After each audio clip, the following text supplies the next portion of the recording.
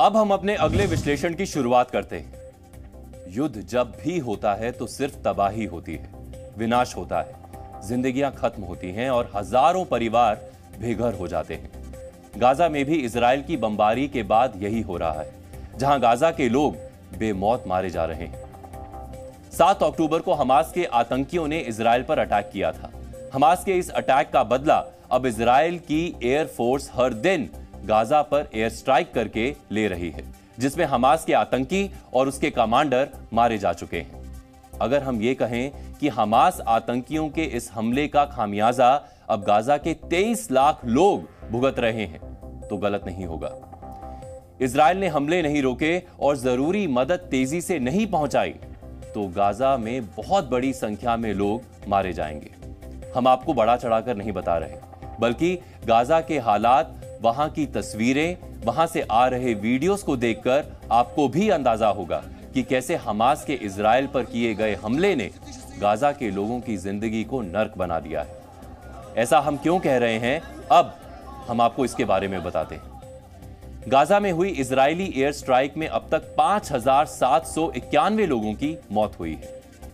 इसमें 2,360 बच्चे, 1,292 महिलाएं और 295 लोगों की मौत हुई है। इजराइल की बमबारी के बाद 1,550 लोग लापता हैं, जिनमें 870 बच्चे हैं। गाजा में हो रही एयर स्ट्राइक में अब तक 16,297 लोग घायल हुए हैं। गाजा में आज हुई एयर स्ट्राइक में 704 लोगों की मौत हुई है, जिसमें 305 बच्चे, 173 महिलाएं और 78 पुरुष मारे गए। कई लोग लापता हैं।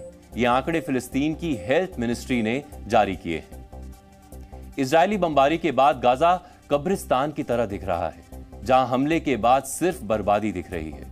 गाजा में खंडर बन चुकी इमारतें, रोते बिलखते लोग दिख रहे हैं।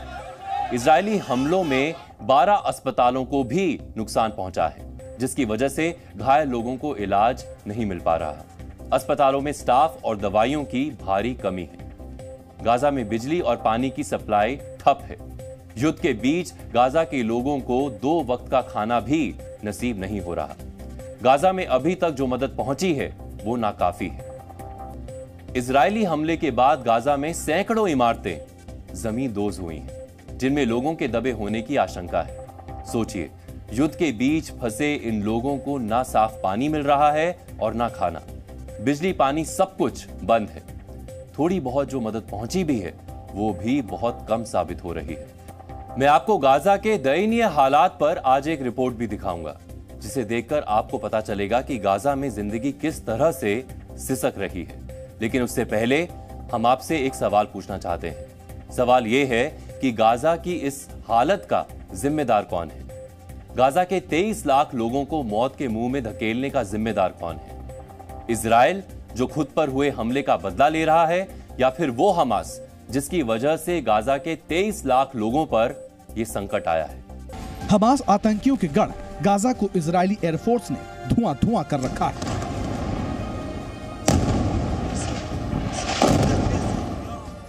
इजरायली एयरफोर्स की बमबारी ने गाजा को कब्रिस्तान बना डाला है।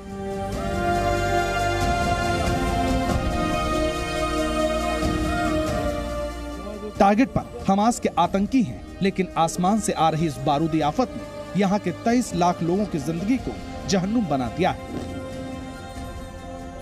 गाजा के जिन लोगों का युद्ध से कोई लेना देना नहीं, जिनका हमास से कोई संबंध नहीं, जो सिर्फ 2 वक्त की रोटी के लिए जीते हैं, वो भी बारूद की भेंट चढ़ रहे हैं। हमास के हमले के बाद सबसे बड़ा खामियाजा अगर किसी ने भुगता है तो वो है गाजा के लोग, जिनके छोटे छोटे बच्चे हैं, महिलाएं हैं, बुजुर्ग हैं। इनके पास न खाना है और न पानी। गाजा के ये लोग हर रोज मर रहे हैं। दिल धड़क जरूर रहा है, लेकिन कब बारूद बरस जाए और कब सांसें साथ छोड़ दे, किसी को नहीं पता।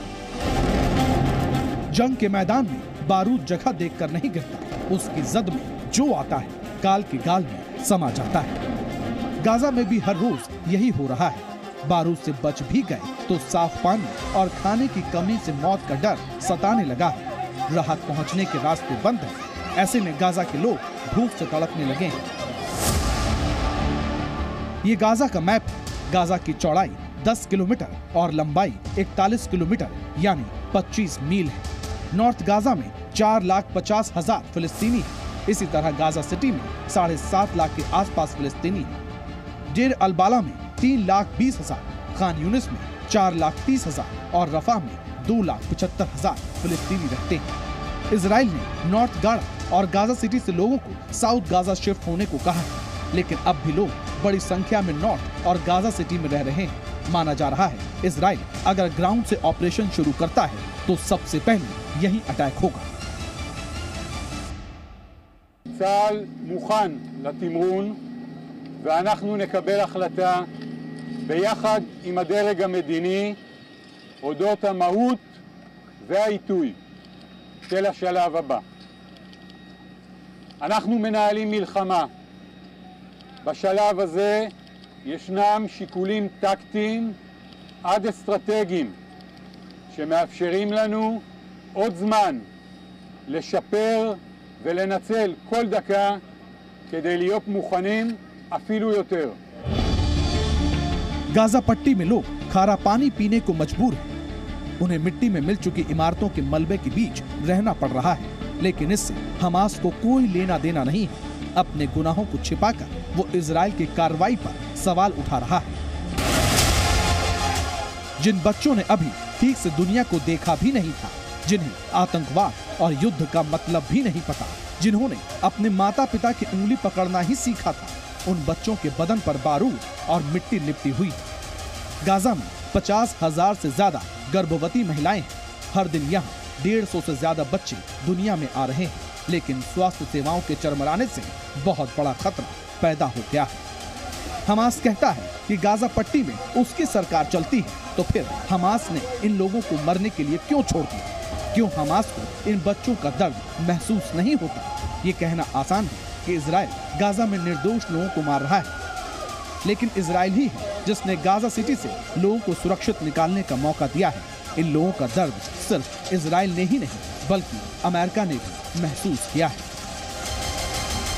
We have said, continue to say, that fuel is an important commodity for life and sustainment in Gaza for the Palestinian people that are still there. And we know that fuel is a precious commodity that's running out, and you need it for generators in hospitals. You need it to run the desalination pumps so that you can drink fresh water and not seawater. All of that is important. And so we're going to continue to work with partners in the region. We're going to continue to push for fuel to get in.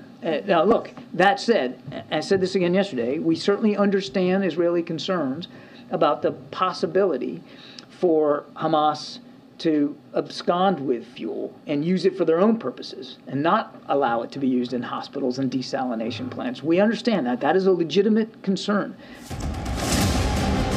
Hamas कह रहा है वो डरता नहीं है, और Israel कह रहा है वो हमास के खात्मे तक नहीं रुकेगा, और खामियाजा वो लोग भुगत रहे हैं जो गाजा में रहते हैं। ब्यूरो रिपोर्ट, जी मीडिया।